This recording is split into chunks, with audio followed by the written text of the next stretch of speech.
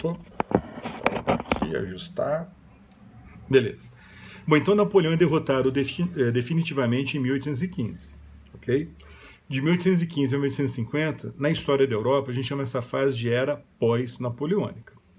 Uma era marcada ainda pelas revoluções. As revoluções não cessaram. Aquela onda de revoluções, aquela era de revoluções que começou lá atrás com a Revolução Americana, passou pela Revolução Francesa, Revolução no Haiti, as revoluções de independência na América Espanhola, né, que começaram durante o período napoleônico. Essas revoluções na América Espanhola, que vocês viram aí com o Djalma, elas continuaram no período pós-napoleônico. São concluídas em 1825. Né? E na Europa surge uma nova onda revolucionária, a partir de 1820. Acontece que, assim que Napoleão foi derrotado na primeira vez, em 1814, as potências da Europa, aliás, os governantes da Europa, de todos os governantes europeus, ou então seus representantes, ministros, embaixadores e tal, se reuniram na capital da Áustria, Viena, né, no famoso Congresso de Viena, para discutir como ficaria a Europa agora que o Império Napoleônico, o Império Francês, desmanchou, né, foi desintegrado. Como é que ficariam as fronteiras? Porque Napoleão alterou fronteiras, né, criou novos regimes, criou novos governos, mas tudo tendo como objetivo o fortalecimento da França. Só que a França perdeu a guerra e aquele império desapareceu. Então foi necessário reconstruir, né, o mapa político europeu. Só que os líderes do Congresso de Viena, eram líderes de tendência conservadora, né, de pensamento contra-revolucionário. Então a ideia deles era reconstruir a Europa de tal forma que assegurasse a paz no continente, evitando uma nova guerra. Afinal de contas, pessoal, foram 23 anos, mais de 20 anos de guerras, que começaram lá em 1792, ainda na época do Luís XVI, na época da Revolução Francesa. E só foi concluído em 1814. Na verdade, foi concluído em 1815, né, porque o Napoleão retornou depois de Elba, e a guerra continuou num breve tempo. Então esse pessoal estava cansado de guerra. Então, no Congresso de Viena, os governantes, diplomatas e tal, ministros, eles discutiram um meio de redesenhar o mapa político da Europa de forma a assegurar uma paz definitiva, evitando uma nova guerra, pelo menos entre as grandes potências. Né? Esse desenho, portanto, essa decisão, tinha como base o ideal de balança do poder, do equilíbrio do poder entre as grandes potências. Nenhuma delas poderia ficar forte demais ou muito mais forte do que as outras com a derrota da França. Tinha que haver um certo equilíbrio, uma certa distribuição de poder. Então foi um dos eixos, né, do Congresso de Viena. A busca da balança do poder, do equilíbrio do poder na Europa. Isso significava reconhecer que a Europa continuaria num cenário internacional multipolar, com vários centros de poder, Grã-Bretanha, Rússia, Prússia, Áustria e a própria França. A França continuou sendo considerada uma grande potência, até para contribuir para o equilíbrio do poder. A ideia era evitar que a França ficasse poderosa demais, tentasse novamente dominar a Europa, mas não acabar com a França. Não havia essa intenção. Até porque agora havia um monarca confiável na França, que era o Luís XVIII. Então a ideia era um equilíbrio de poder entre essas potências. E, ao mesmo tempo, restaurar, na medida do possível, o antigo regime, ou pelo menos as dinastias derrubadas, né, pela Revolução Francesa ou derrubadas por Napoleão. Então era o ideal de restauração aristocrática, daquele poder conservador da aristocracia, das famílias reais, né, de tendência absolutista. Então foram os dois princípios do Congresso de Viena. Restauração das famílias derrubadas pela Revolução por Napoleão, e restauração do equilíbrio do poder de uma ordem multipolar. Então foram tomar essas decisões para evitar uma nova guerra e também tentar evitar revoluções. Só que a questão de evitar revolução, embora estivesse na cabeça dos congressistas lá em Viena, né, dos participantes do Congresso de Viena, na verdade, quem bolou um esquema para tentar reprimir novas revoluções foi o imperador da Rússia, o czar da Rússia. Ele, então, bolou um esquema de uma aliança entre as monarquias absolutistas da Europa para reprimir novas revoluções e chamou essa aliança de Santa Aliança. Os principais membros eram a Rússia, a Áustria, a França, né, porque voltou a monarquia autoritária conservadora na França, e a Prússia. A Grã-Bretanha não participou da Santa Aliança. A Grã-Bretanha participou lá do Congresso de Viena, foi uma das estrelas do Congresso de Viena, mas ela não participa da Santa Aliança. Por quê? Porque a Santa Aliança era tão reacionária, tão conservadora, que ela tinha intenção também de acabar com as revoluções nas colônias da Espanha e de Portugal, aqui na América. Ou seja, reprimir os movimentos de independência. E a Grã-Bretanha apoiava os movimentos de independência, né? Então, a Santa Aliança não conseguiu impedir, porque a Grã-Bretanha apoiou os movimentos e a Grã-Bretanha controlava os mares, né, com a marinha mais poderosa do mundo. Mas, de toda forma, a Grã-Bretanha não concorda com a Santa Aliança em si. Ela não entra na Santa Aliança, né, mas concorda e participa do Congresso de Viena. Então, a Santa Aliança foi criada com essa intenção conservadora, reacionária, contra-revolucionária de reprimir novas revoluções, no final, limitando sua ação mais para a Europa. E isso, de fato, aconteceu. Porque na década de 1820 estourou uma nova onda revolucionária. Novas revoluções estouraram no sul da Itália, na Península Ibérica, na Espanha, em Portugal e na Grécia. Em 1830, novas revoluções na França, na Bélgica, na Itália, e em 1848, a maior onda revolucionária da história da Europa até aquele momento, a chamada Primavera dos Povos. A Santa Aliança não deu conta de continuar existindo depois das revoluções de 48, mas ela participou, né, da repressão às revoluções de 1820, principalmente. Então, as questões seguintes tratam desse assunto. Essas novas ondas de revoluções inspiradas no liberalismo, no nacionalismo, na democracia, algumas lá em 48 já começam a ter algumas ideias socialistas, mas não predominou o ideal socialista nessas revoluções. Elas foram majoritariamente revoluções liberais, democráticas e nacionalistas. Ok? Bom, então a questão 7 que eu coloquei aqui fala sobre as revoluções de 1820 na Espanha e no sul da Itália.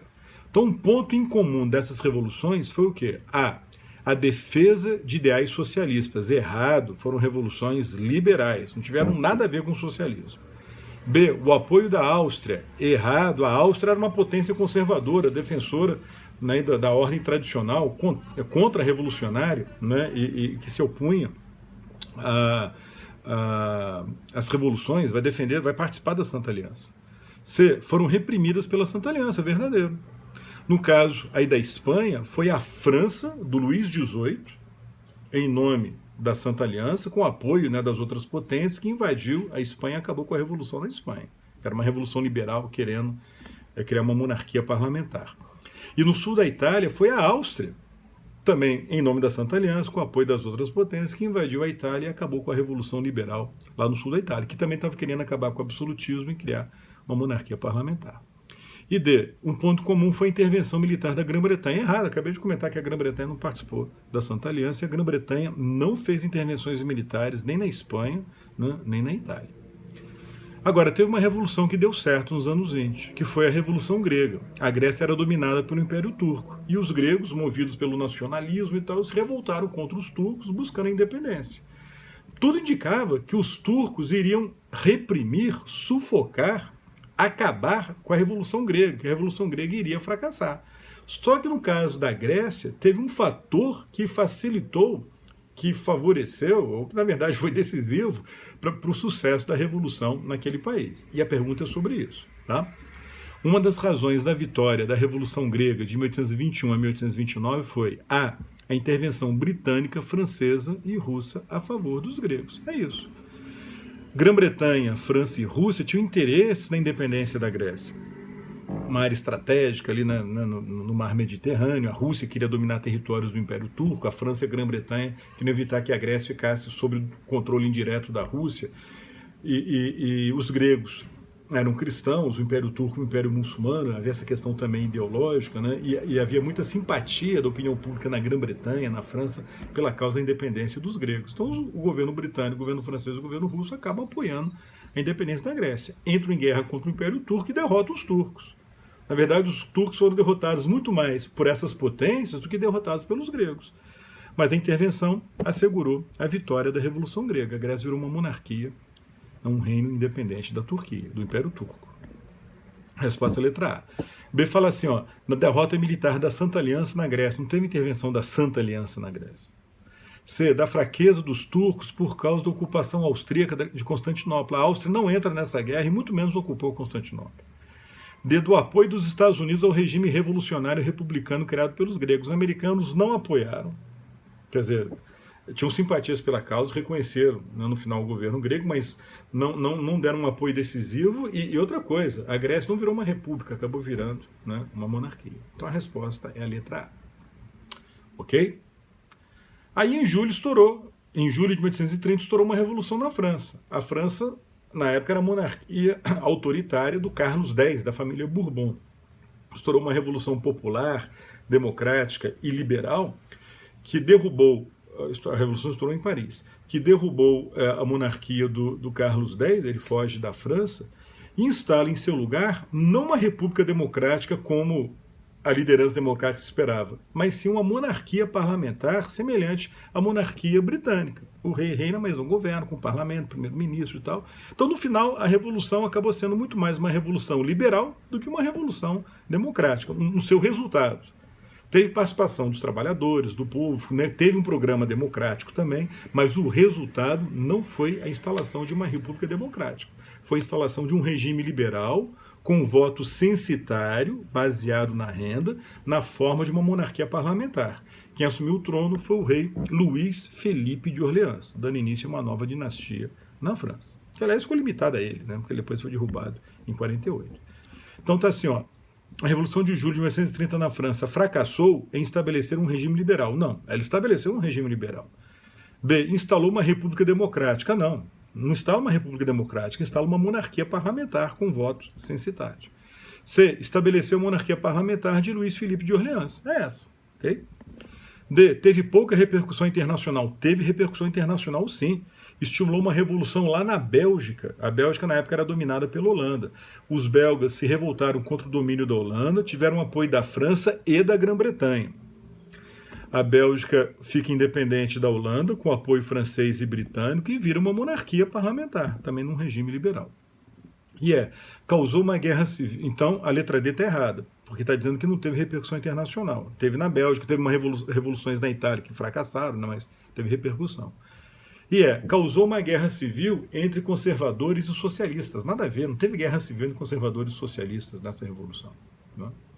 10. A Primavera dos Povos. Primavera dos Povos, pessoal, foi o nome de uma onda de revoluções que ocorreu na Europa em 1848, motivadas por problemas econômicos gravíssimos, más colheitas, queda da produção de comida, escassez de comida, gente passando fome, inflação, desemprego, né, com o avanço da industrialização, as oficinas artesanais foram fechadas, muita gente desempregada, então foi uma gravíssima crise econômica espalhada na Europa.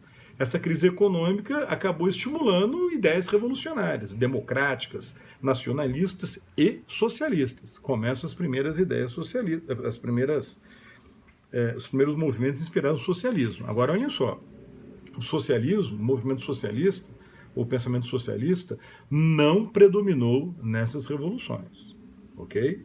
Elas foram mais revoluções democráticas, liberais e nacionalistas. Teve participação de socialistas, mas não predominou. Outra dúvida que costuma aparecer é o seguinte: na véspera dessas revoluções, o Marx e o Engels lançaram um manifesto comunista, em 1848. Né? E muita gente acha que por causa do manifesto comunista ocorreram as revoluções. Não tem nada a ver, pessoal. As revoluções não foram marxistas, elas não foram inspiradas, né, no pensamento do Marx e Engels. Tiveram a participação de socialistas não marxistas. Mas a participação predominou, como falei, o ideal democrático, liberal e nacionalista. Ok?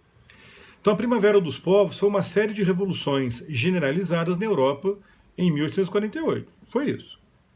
B. Triunfou na criação de regimes democráticos na maior parte do Ocidente. Errado. As revoluções fracassaram, não conseguiram instalar regimes democráticos, a não ser na França. Só na França que deu certo. C. Levou à dissolução do Império da Áustria. Não, o Império da Áustria continua existindo, ele não foi dissolvido. A Revolução fracassou na Áustria. A Hungria tentou ficar independente e tal, não conseguiu. D. Foi uma onda revolucionária marxista, até errado. Eu acabei de comentar, né? Os marxistas não influenciaram a Revolução, embora tenham apoiado. E era um grupo ainda muito pequeno. Estava nascendo o marxismo naquele momento. Resultou na unificação da Itália e da Alemanha. Fracassou, os nacionalistas italianos e alemães não conseguiram unificar nem a Itália nem a Alemanha. Então a resposta é a letra A. Agora, na França, como eu falei, a Revolução deu certo. A monarquia parlamentar do Luís Filipe de Orleans foi derrubada e foi instalada uma república democrática. Foram realizadas eleições presidenciais e quem venceu as eleições foi o sobrinho de Napoleão Bonaparte, Luís Napoleão Bonaparte, que assume então a presidência da França. A gente vai ver depois que ele deu um golpe de Estado, instalou uma ditadura e restaurou o Império Napoleônico, mas isso vai ser assunto para uma outra aula. Então a Revolução de 48 na França, estabeleceu a monarquia parlamentar de Luís Napoleão. Não, estabeleceu uma república democrática que o Luís Napoleão acabou presidindo. B, criou o primeiro regime marxista da história. Não tem nada a ver, não teve marxismo, movimento marxista aí na Revolução de 48, que instalou um regime. O primeiro regime marxista da história foi na Rússia, que foi a União Soviética, na Revolução de 1917. C, resultou na criação de uma república democrática, verdadeiro. Faz as eleições e o Napoleão assume. D, foi sufocada pela Santa Aliança. A Santa Aliança não sufocou, não teve tempo de sufocar, porque as revoluções estavam espalhadas e a própria Santa Aliança, no final, acabou sendo dissolvida.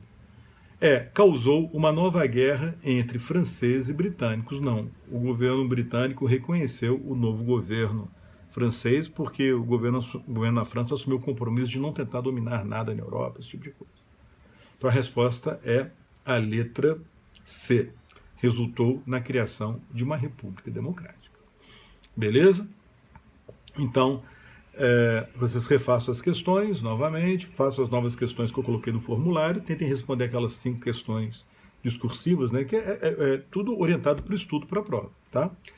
E na nossa próxima aula, quem tiver dúvida me procura e eu comento novamente esse assunto. É isso aí, pessoal. Até a próxima. Tchau, tchau.